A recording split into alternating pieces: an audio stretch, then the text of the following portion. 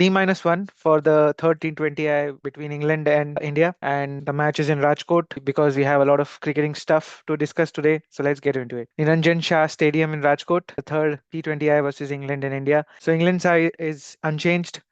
I assume that unchanged means they have the 12-man squad that they had in the second second T20I. So possibly, if they want, they can get in Jacob Bettel, but kind of a form what Jamie Smith shown, I don't think he will be benched. So I think England is going to be the same squad. India won't want to disturb the winning composition, especially after the injuries have kicked in. So I think India is also probably going to be unchanged. There are some few stats and records for you. So India has played 5 matches in Rajkot and won 4 of that. They lost only one against New Zealand. The average first inning score in Rajkot is 189. And seeing the batting order for England and India, I suppose this match is going to surpass that for sure. And we are definitely going to see a 200 plus match this time. So 3 times the teams batting first have won, and 2 times the teams chasing have won. So without wasting any time, I'll just go with you, Weber. What do you think? Win the toss, and what do you do? And what do you think about this match? And win the toss and choose to bat first, because just like how Jinanj mentioned, it's long time since we've seen a match go beyond 200. Yeah. 190, 200. Yeah. So hopefully we score about 200 runs. Mm. The only change that I feel India might do is bring in Ramandeep Singh instead of Washington Sundar, because once again, there's two factors at play. One is the KKR quota, which has been ongoing for the last few matches, and the second thing is you've got another, medium slash fast bowling option, so you can play around with that. That might be the only change. As far as England goes, I don't think they're going to change anything. Yeah, hopefully we get to bat first and put a large, huge target on board. That should be more than enough for people on holiday. Do you still think after the crucial knock and one crucial wicket what Washington Sundar took, he will be benched after that performance? We never know, because people are being randomly benched for no apparent reason. So it could be that Ramandeep might come in because he's been called into the squad and he is not a spinner. So you've already got two spinners in the side. All right. Okay. Jinaj, what do you think about this match? Yeah, I mean, even I would want them to actually, bat first. I'm pretty sure that they're going to bowl first only, like even if they win the toss, because they have got that conviction of like they want to show their bowling power as well. So probably because of that. And one more thing, like about Ramandeep, I pretty much think that Ramandeep will come into the squad, but not in place of Washington. He'll be in place of Dhruv Jurel. I mean, Okay. Dhruv Jurel will be benched again. I mean, I would personally want Dhruv Jurel to be given much more longer rope, but considering the kind of competition is there at the moment, you have got Jitesh Sharma also. You have got Sanju Samson already as a wicket keeper. Rishabh Pant would also make some rounds. So I really don't think Dhruv Jurel would be given a longer rope. He'll always be a backup keeper, at least in the T20 side. In the So in you the feel Jurel will be replaced by Ramandeep, is it? yeah, Ramandeep, Okay. yes. Okay. All right. Yeah, let's see. Let's see how the third T20I goes. Nothing much to chat about it because there's not much of a fight shown by the opposition. So I believe it's going to be a cakewalk for India again. Not like unlike the last match where some drama kicked in because of the kind of stadium we were playing in. But I definitely believe that India is going to snatch this one as well and win the series in Rajkot itself. So moving on to the more important news, which were going around, is around Jasprit Bumrah. First, because of his heroics in the ICC awards. So the first award is ICC Men's Test Cricketer of the Year. So Jasprit Bumrah has played 13 Test matches, bowled around 357.2 overs, picked up 71 wickets, only the third or fourth Indian bowler after the likes of Kapil Dev and Anil Kumble to pick 70 wickets in a calendar year. and an average of around 14.92. That's amazing feat to achieve for a fast bowler, and especially where we come from. Fast bowlers don't make such names for themselves. He was only the sixth Indian to achieve this award. Uh, Definitely after Virat Kohli, Ravi Ashwin, Gautam Gambhir, Vinender Sehwag, and Rahul Dravid. There was some voting lines for the ICC cricketer of men's cricketer of the year as well, but there are still they have still not announced that yet. There is Travis Head, Joe Root, Jasprit Bumrah, and Harry Brook in that contention. So maybe one of them might win it, and I definitely feel that Bumrah gives a high chance of winning that one as well. But we'll see how that goes. Yeah, before moving on to his injury concerns, I would like to get some views from you guys. Jinansh, what do you think about Jasprit Bumrah in the year 2024? I mean, he's really like one of the best bowlers like India has ever produced. Like, especially like if he really makes it to the Champions Trophy, I mean, I really would want him to see that. And if he's part of that contingent winning the Champions Trophy in case, I mean, it would complete the whole thing for him. Like, winning a BGT as well twice in a row, almost winning in England, winning a T20 World Cup, coming through, I mean, reaching the World Cup final unbeaten. I mean, he's really one of the best bowlers. And looking at the average, like a game which is, I mean, this era has been predominantly batting. I mean, batting has been dominating. We could see with the team selections as well. Players like Travis Head, Sam Consis, the way they play, a much unorthodox way of playing. So where batting has been the most dominating factor and where like your average is 14.92, I mean, it's really pretty good. And probably like, I think there's one more stat as well, right? Like he has got the lowest bowling average as well in test. Yes, I yes, mean, less than 20. There's some other yes, guy who was like almost 60, 70 years before, yeah, and he has got, so again, a game which has been batsman dominated, and coming out of that, I mean, he's really like one of the best bowlers I think India has ever produced. yeah.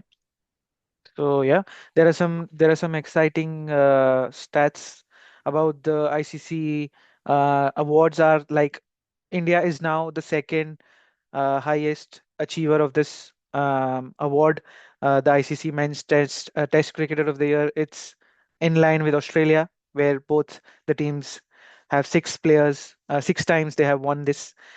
Another stat is like there's only Steve Smith from the entire lot who has won this award twice. That is in 2015 and 2017.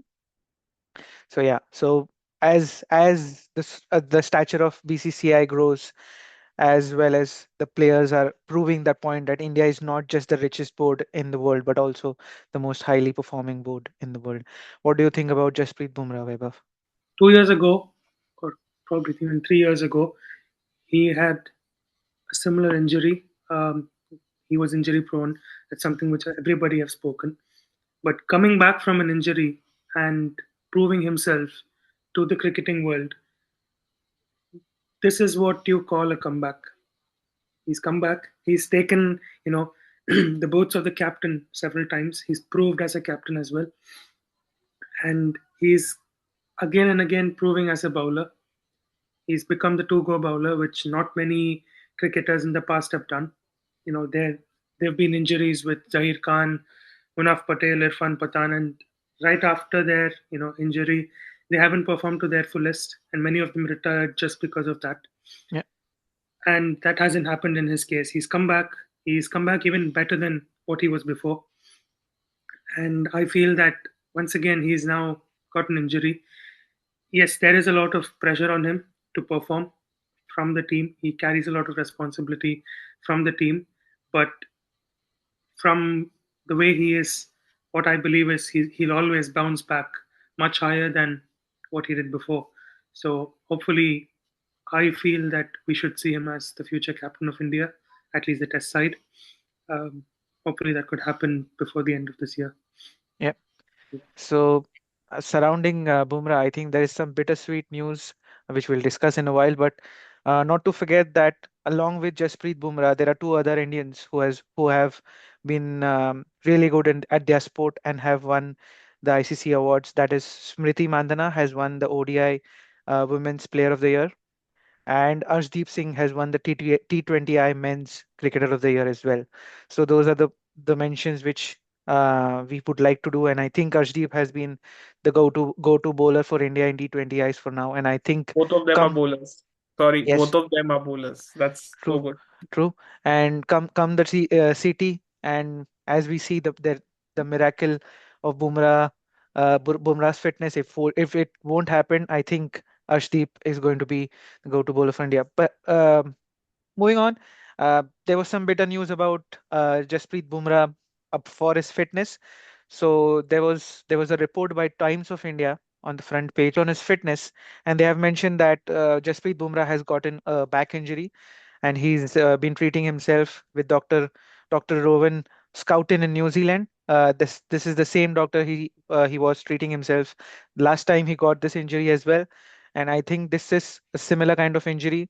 Nothing has come up from Bumrah's team or Bumrah as such about or negating this report, but they have mentioned in the report that it will be a miracle if Bumrah turns up 100% fit for the Champions Trophy, or even for that matter, the third ODI, which India is planned to play against England. That might take a toll, and that might as well bring Mohammad Siraj back into the picture. What do you think about this, guys? About Bumrah? Maybe he'll be fit, maybe not. And what do you think? Who should come in? Is it Siraj the first choice or not? Vaibhav? Is Siraj the first choice? I still have doubts on that. Former RCB player. Do I trust him? No. So I might rather go for somebody like Bhuvneshwar Kumar, who's got enough Current RCB experience. player. Yeah.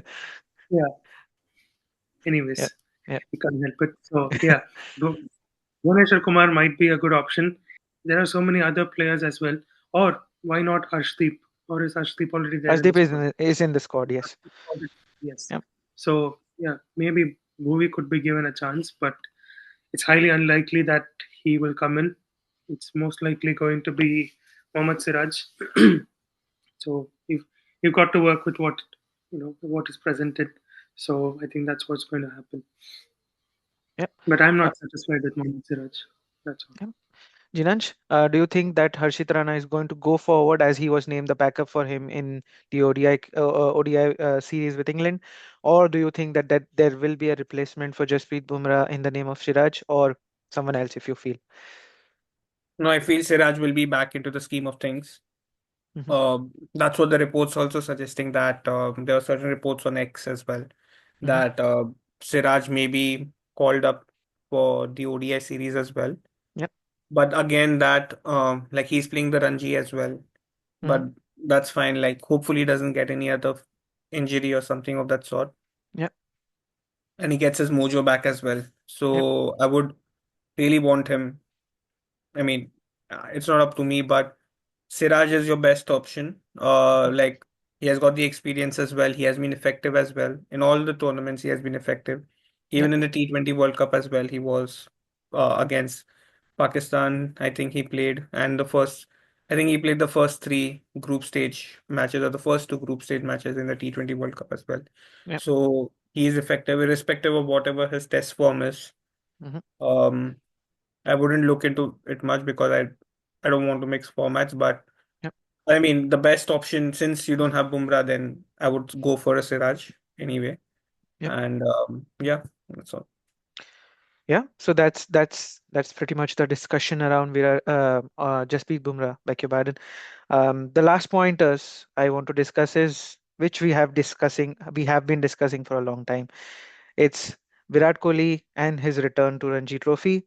It's been confirmed he's going to play as a player for Delhi in Firozshah Kotla on the match on 30th against Railways, and the fans have been invited for the match.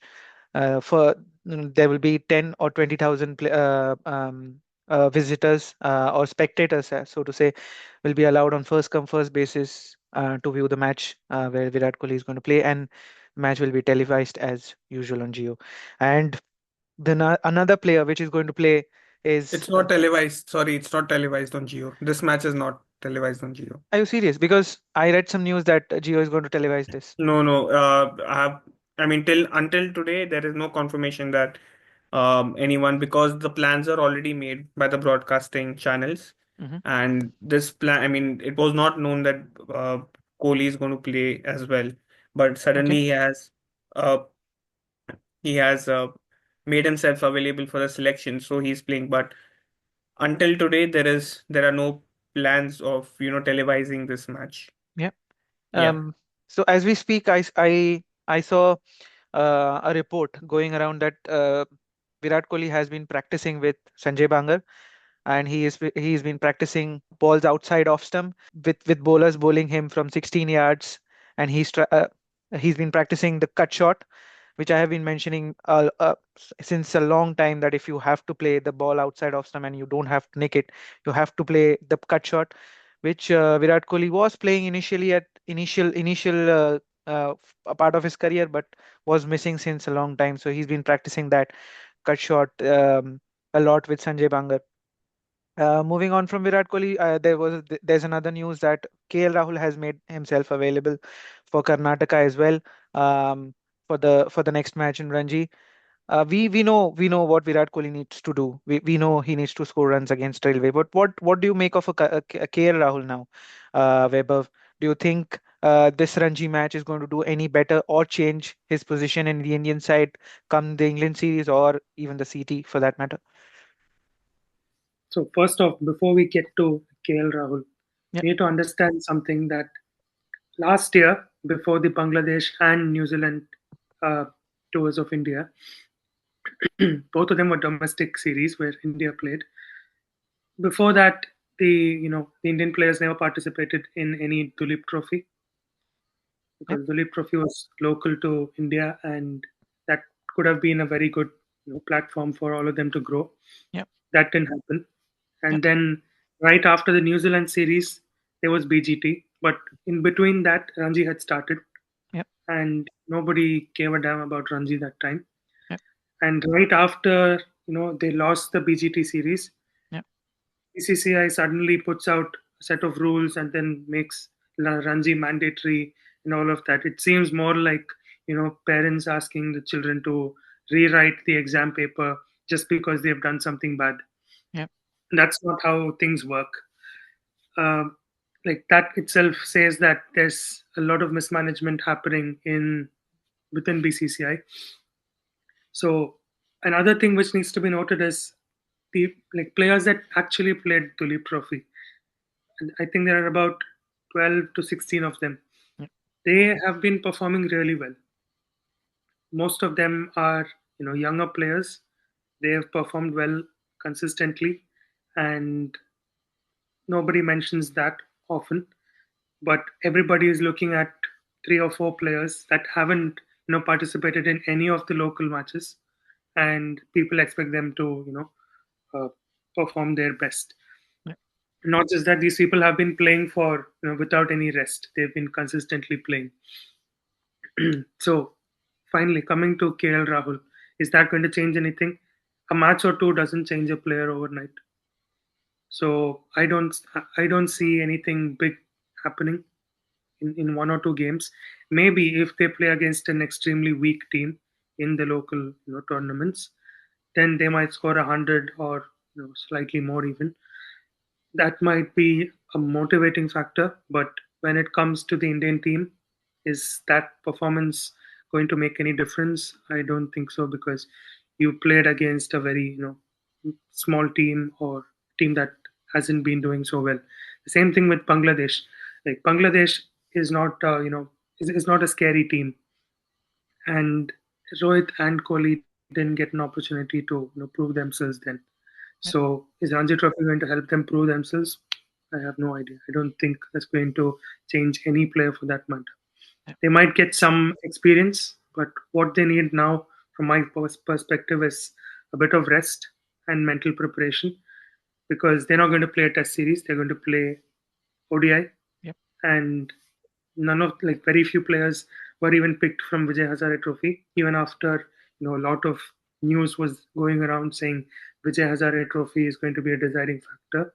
Like, you don't pick the best batsman or even the second best. Mayank Agarwal or Karun Nair were not picked. You picked up two bowlers, but these bowlers have always been there as part of the team. So there's no point in saying that you pick these players from there. Yeah. So I really don't know what's happening. Mm. These people say one thing, do something else.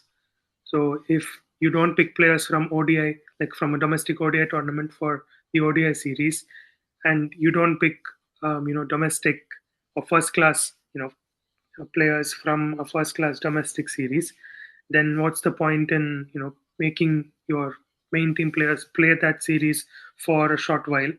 just so that you can tell people that see we are doing something, Yeah. and then again go and flop.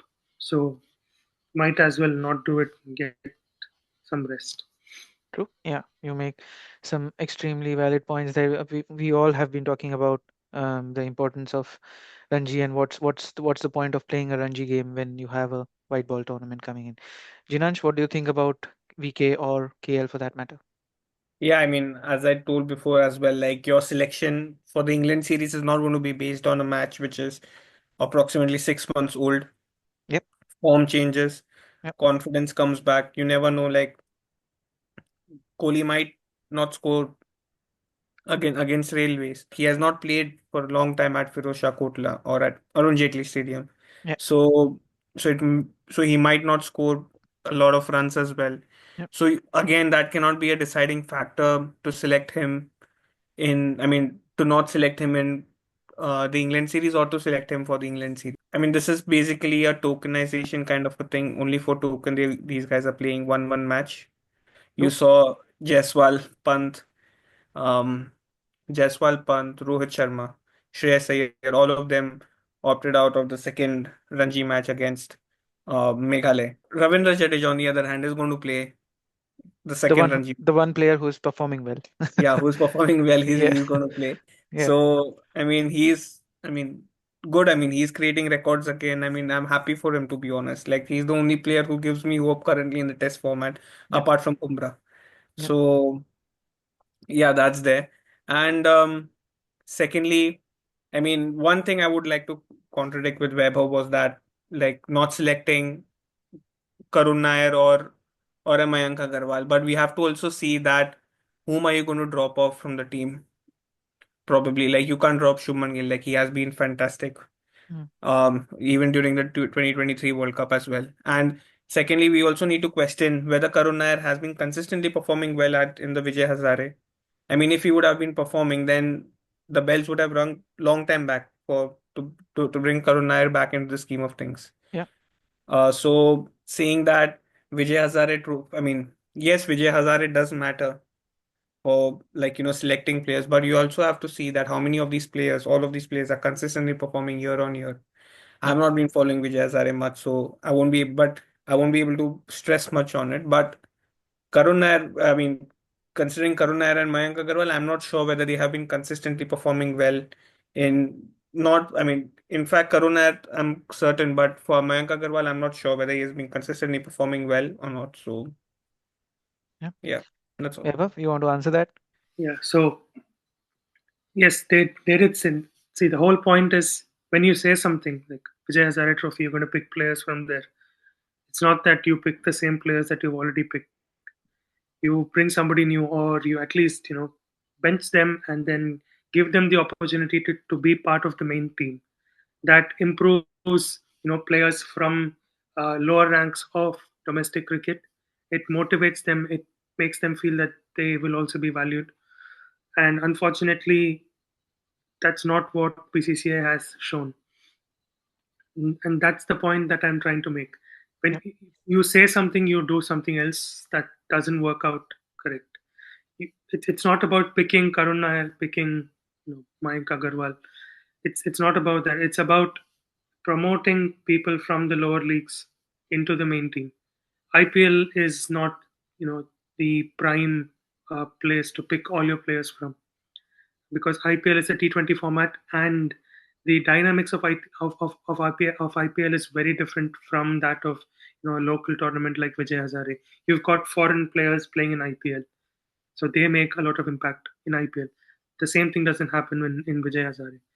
True. Your local players need to step up, and that's something which BCCI needs to understand. Is there is a long list of players, but it's important for IPL or any other form of cricket in India to sustain. You need to bring players from the lower ranks up to the main pavilion. True. Yeah, you said what I wanted to say there. So, yeah, that brings us to the end of today's TBL chatter. Please subscribe the channel, guys, and please do comment us what you want to watch on this channel more. And we'll see you after the match tomorrow. Thank you. Bye bye.